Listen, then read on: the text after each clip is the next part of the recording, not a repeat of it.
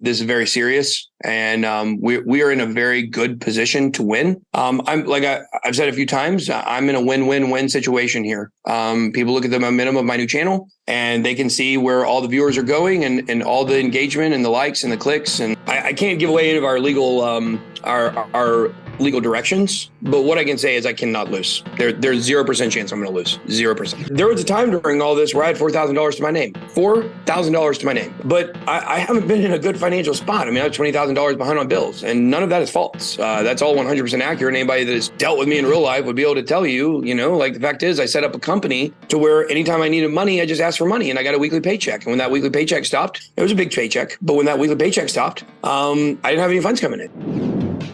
In today's episode, Ben Armstrong comes back into the spotlight and discusses the latest update on the Bitboy crypto scandal. Ben goes through his personal finances as he lost a Lambo, a Rolex and his shirt over the past month. Ben, which no longer wants to be called Bitboy, had less than $40K in the bank account and was forced to borrow $20 for gas. Bitboy also talks about the latest news in his extramarital affairs and how this situation has impacted his life, as he had to beg for money in social media. If you're into crypto drama, this video is for you, and check our pinned comment for some massive segment bonuses. Yeah, I mean, guys, everybody knows me. Like, everybody knows I like to talk, and I think people seeing this new side of me, that's like I'm actually listening to the legal advice at this point. I think it shows that this is very serious, and we are in a very good position to win. I've said a few times, I'm in a win-win-win situation here. People look at the momentum of my new channel, and they can see where all the viewers are going, and all the engagement and the likes and the clicks and the subscribers.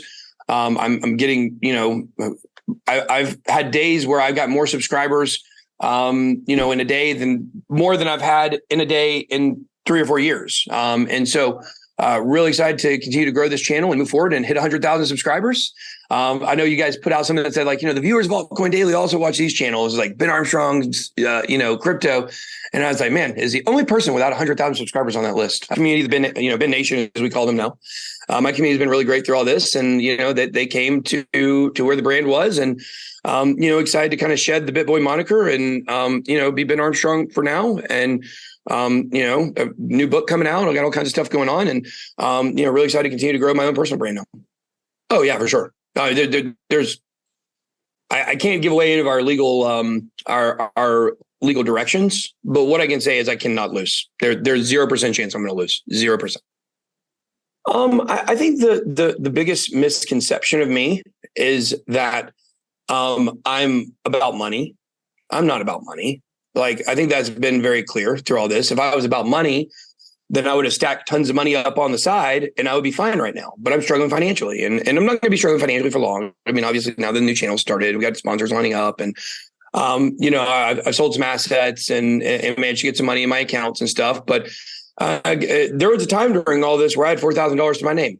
$4,000 to my name. Of course, had a high dollar vehicle. Not even counting the one that was taken from me, but had my Dodge Demon, obviously a car that I loved a lot. And I had my Rolex, got rid of that. Certainly my family lives in a nice house, but like, guys, I don't want to rush and sell my family home. Like, even if I did it, it would take months and months and months to get that money in. And then we're dealing with all kinds of, situations of moving and uncertainty. And my family's been affected enough by this, for sure. The public humiliation has been outrageous. But I haven't been in a good financial spot. I mean, I was $20,000 behind on bills, and none of that is false. That's all 100% accurate. Anybody that has dealt with me in real life would be able to tell you, like the fact is I set up a company to where anytime I needed money, I just asked for money, and I got a weekly paycheck. And when that weekly paycheck stopped, it was a big paycheck, but when that weekly paycheck stopped, I didn't have any funds coming in. So I've had to kind of, get back on my heels, and now I'm back on my feet, and excited to move forward. But I think this idea that people had over the years that I'm wearing Gucci because I'm all about money is not the case. In the continuation of the interview, Ben goes personal and talks the extramarital affair in detail and the effects of the scandal to his family, and the things he's looking forward to do and embrace as he's determined to grow his personal brand and leave all this drama behind.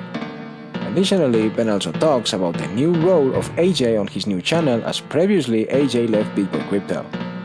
But first, like and subscribe to the channel to stay informed. Check the Bybit promo where you can get free $20 just for creating an account with no deposit, so you can start trading real money today.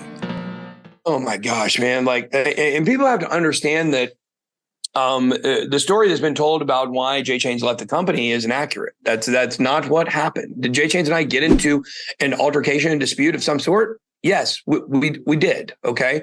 However, the fact was that is not why he left. He left a month later because of something totally different. And if he ever wants to tell the story about exactly what happened, like he has the autonomy to be able to do that.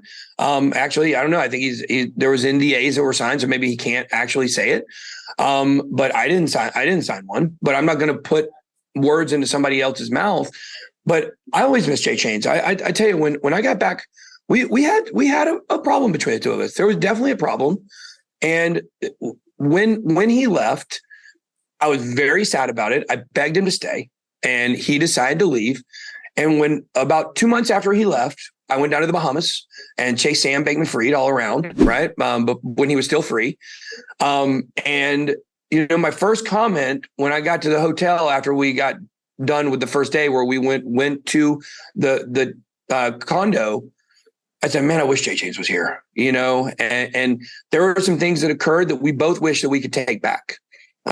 Because regardless of why he left the company or not, there was a change in our relationship at some point. And to be fair, J Chains, when I got back from the Bahamas, we went in November to Decentral. J Chains tried to kind of make amends, and he tried to hang out with me and be my friend. And I'll be honest, I went into it at the time. I did have a lot of money. I had access to a lot of money. And most of those clothes were bought with, they were for the brand, right? So they were bought with company funds because it was wardrobe for the show and wardrobe for speaking on stage at places and making appearances. And I got to look good for pictures, and so certainly, like, if you look at the kind of clothes I wore outside of maybe the Dolce & Gabbana get up I wore at the Dubai X or the DOWS coin party, for the most part, I'm wearing black shirts. Yeah, I might say Burberry, I might say Gucci on it, but I'm just wearing normal clothes. I'm not, certainly never got into the Richard Hart area of fashion. And I think what people need to see from all this is there was a miscalculation by everyone involved to think that I'm so desperate to be rich that I'll make concessions that I wouldn't have made otherwise. And that's not, guys, I don't give two craps about a car. I care about the Lamborghini because of the situation surrounding it. I can get rid of that. I'll get another Lamborghini in the future. I'm not worried about that. When I'm at a better financial spot to where I'm not having to decide like, hey, should I buy a Lamborghini or pay employees? I never want to be in that situation. And so I think people have looked at this on the outside and looked at a lot of the surface things, whether it's maybe the cars I drive or the clothes that I wear, and they have a certain perception about me. But whenever anybody meets me in person, like, they'll tell you I'm the most down to earth, one of the most down to earth influencers you'll ever meet. Like, I love talking to people. I care more about the people, care more about my audience, care more about my family. I care more about, obviously you need money to survive, right? So on a baseline level, you have to care about money in some regards, but my numbers, my fashion, my cars, my bank account, none of that matters to me. What matters is I'm able to do what I love, which is get out here and talk to people. And I hope that that's really been what people have seen through this. And that's why I'm pushing through here, because I could have taken a buyout on day one. On day one of this, I could have taken a buyout and, walked away and maybe started getting more behind the scenes, because this, Austin, a lot of people in crypto that we've known throughout the years, at some point they shift to behind the scenes because the public life becomes a little bit too much and invites too much scrutiny. I'm not built that way. I don't care about that stuff. I enjoy it. Like, I enjoy the people talking about me. Like, there certainly is, certainly there have been some unflattering things that have came out here. Look, I had an affair and I take responsibility for it. And I deserve, as I always say, I deserve all the tomatoes. People deserve, I effed up on that big time. It's a choice that I can't undo. It's something I've never done before. I have never had an affair, a sexual relationship with anyone outside of someone who I was dating or married to. I'm not a serial cheater. I'm not a person that's some kind of predator. Like, there's never going to be a story come out about anyone that I've ever had any kind of sexual relationship with outside of what people already know.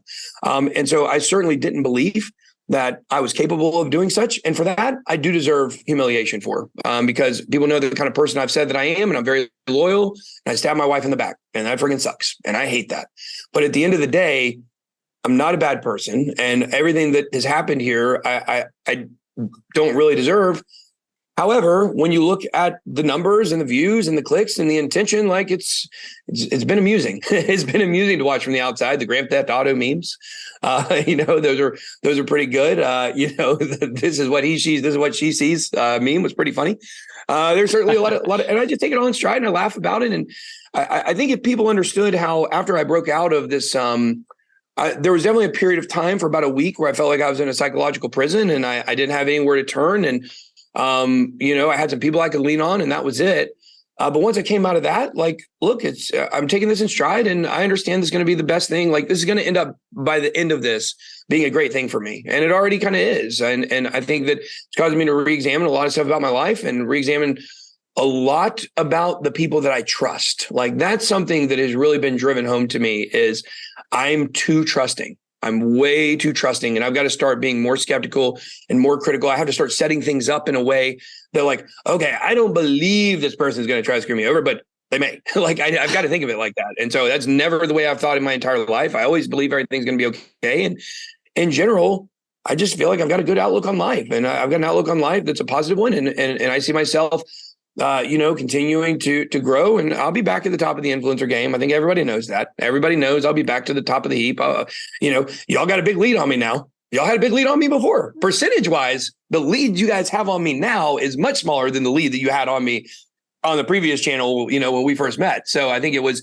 127,000 subscribers to like 6,000 subscribers. So, looking forward to, continuing to grow. And, I think that's the misconception, though, that I care only about the numbers. I care so desperate to keep the channel. Like, I don't care about that stuff. What I care about is I got me and my audience and my family and the people around me that I love and care about, and my friends in this community that have shown themselves to be true friends. Those are the things that matter to Ben Armstrong. What do you think of today's show? Are you on Team Ben or Team TJ? Who will win the lawsuit? Is this a big misconception about Bitboy, or someone's lying? Post in the comment section down below your honest opinion and send this video to someone who hates Bitcoin, and I see you next time.